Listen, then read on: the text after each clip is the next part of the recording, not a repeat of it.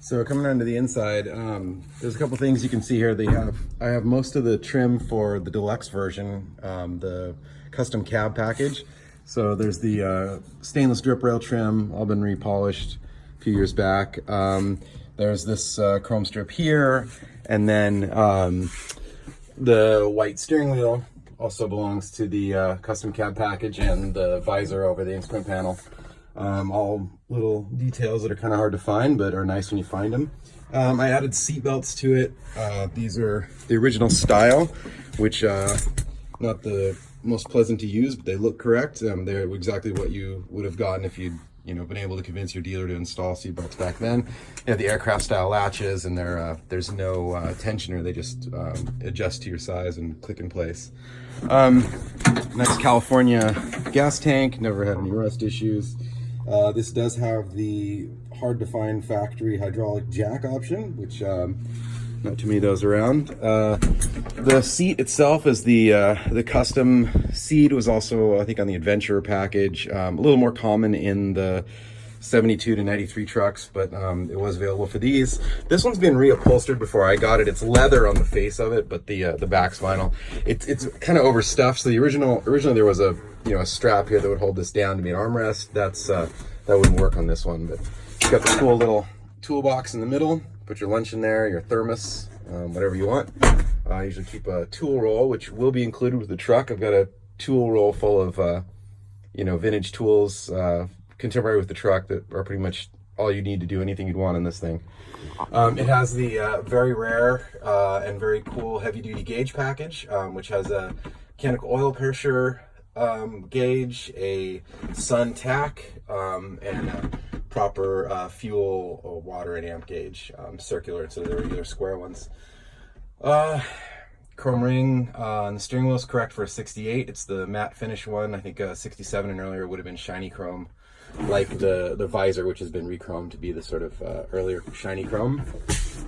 Doors were completely rebuilt. New heater core, heater valves. I just couldn't bring myself to drill a hole in the dash, so I used an original cigar lighter in an aftermarket bracket under the dash so that it's less visible. See, 68 also had the flasher, the four-way flashers switch you can see far over there right above the light switch, and then the push button is for the windshield washers that I added, the electrical ones. Under the dash, there's a extra fuse panel. These trucks originally had just this little panel for fuses. So I added this one. I added fuses for the lights and the ignition. So there's actually an ignition relay.